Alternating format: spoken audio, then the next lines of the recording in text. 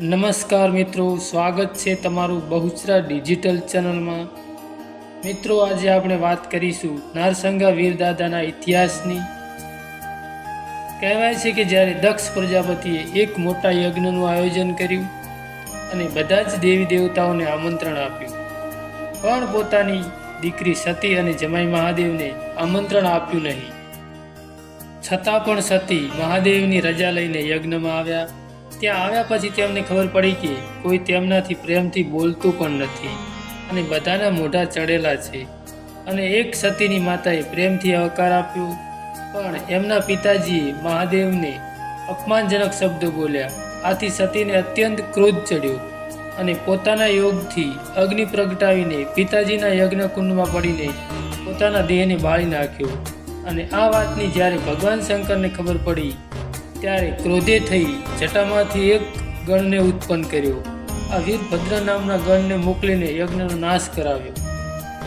પછી ભગવાન શંકરે ત્યાં આવીને સતીના બળતા મૃતદેહને પોતાના ખભા પર લઈ તાંડવ નૃત્ય કરીને પ્રલયનું વાતાવરણ ઊભું કરી નાખ્યું।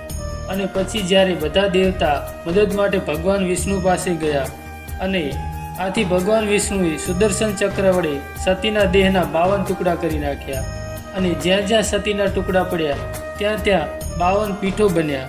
અને પછી ભગવાન 52 વીર ઉત્પન્ન કર્યા અને દરેક શક્તિપીઠમાં એક અંગરક્ષક માટે એક એક વીરની સ્થાપના કરી।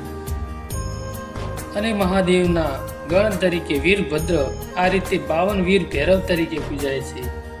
અને હવે સતી બહુચરમાના વીર ભૈરવ એટલે કે નારસંગા વીર પૂજાય છે। અને 52 વીરોમાં સૌથી બળવાન નારસંગા વીર ગણાય છે। અને કહેવાય છે કે વર્ષો સુધી ચુવાળમાં બોરુવન નામનું જંગલ હતું, ત્યાં કેટલીય ગાયો ચરતી હતી અને બહુચરમાના કુકડા રમતા હતા। ત્યારે એ જંગલમાં નારસંગા વીર દાદા કેળે કટારી બાંધી અને ઘોડે સવાર થઈ ગાયો અને કુકડાઓની સંભાળ રાખતા।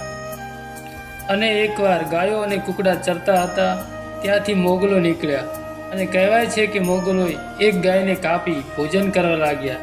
ત્યાં જ વીરદાદા નારસંગા વીરને ખબર પડી, પોતાની તલવાર લઈ મોગલો સાથે યુદ્ધ કરવા લાગ્યા।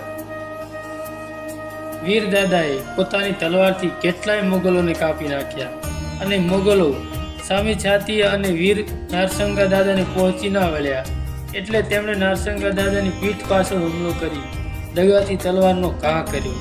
આથી નારસંગા વીર દાદા ગાયોની રક્ષા માટે મા કરતા પોતાના પ્રાણ ત્યાગી દીધા।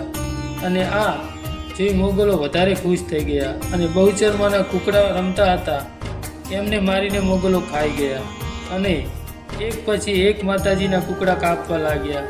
અને ત્યાં તો તે જંગલમાં સૂર્યના તેજ જેવો પ્રકાશ પથરાયો અને માં બહુચર પ્રગટ થયા અને માતાજીએ ચમત્કાર કરી અને મોગલોને પેટ ફાડીને જીવતા કુકડા બહાર કાઢ્યા। પછી તો માતાજીએ ગાયોને પણ સજીવન કરી। ત્યારે માં બહુચરે નારસંગા વીરદાદાને પોતાના ચરણોમાં સ્થાન આપ્યું અને કહ્યું કે તમે મારી ગાયોની અને કુકડાની રક્ષા માટે પ્રાણ આપી દીધા છે, તો આજથી તમે મારા જોડીદાર તરીકે પૂજાશો। અને ત્યારથી બહુચરમાના ફોટા પાછળ નારસંગા વીરદાદાનો પણ ફોટો હોય છે અને કાંઠા ગામમાં નારસંગા વીરદાદાનું મંદિર છે। અને તેની વાત કરીએ તો કહેવાય છે કે ગાડામાં પથ્થર ભરી અને એક ખેડૂત ગાડું લઈને શેરકા ગામે પહોંચ્યો અને ત્યાં એને એક મોટો સારો એવો પથ્થર જોયો, એટલે એને પથ્થર ગાડામાં મૂક્યો અને ગાડું ચાલતું કાંઠા ગામના પાદરમાં પહોંચ્યું। અને બપોરનો ધોમ તડકો હતો એટલે વડલાના છાંયે ગાડું છોડ્યું અને ત્યાં બાજુમાં બળદોને બાંધ્યા। પછી તડકો ઓછો થયો એટલે ગાડું જોડ્યું અને ગાડું હાંકવા લાગ્યો, પણ બળદ હલતા નથી અને ગાડું ખસતું નથી। અને પછી તો બીજા 2 બળદ જોડ્યા, પણ તોય ગાડું ખસતું નથી। અને આથી આ ખેડૂત મૂંઝાણો કે હવે શું કરવું। ત્યાં તો ધીરે ધીરે ગામના ઘણા લોકો ભેગા થયા, બધાને ખૂબ મહેનત કરી પણ ગાડું હલતું નથી। કહેવાય છે કે ત્યાં એક ઘોડેસવાર આવ્યો। ઘોડેસવારના રૂપમાં નારસંગા વીર દાદા આવ્યા અને બોલ્યા કે ભાઈઓ, શેરકા ગામના પાદરમાંથી જે પથ્થર તમે લાવ્યા છો એને અહીં ઉતારો અને મારું મંદિર બાંધો। અને આ પથ્થરને એમાં ભદ્રાઓ હું નારસંગા વીર બોલું છું અને અહીં પાદરમાં જ મારું મંદિર બંધાવો.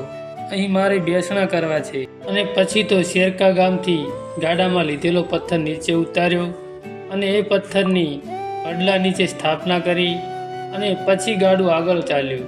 પછી ગામ લોકોએ કાંઠા ગામે સુંદર મંદિર બંધાવ્યું. વીર નારસંગા દાદાના ત્યાં બેસણા કર્યા. આજે પણ લાખો શ્રદ્ધાળુઓ આ દાદાના દર્શન કરવા માટે કોઠા ગામે આવે છે અને દાદા બધાની મનોકામના પૂરી કરે છે.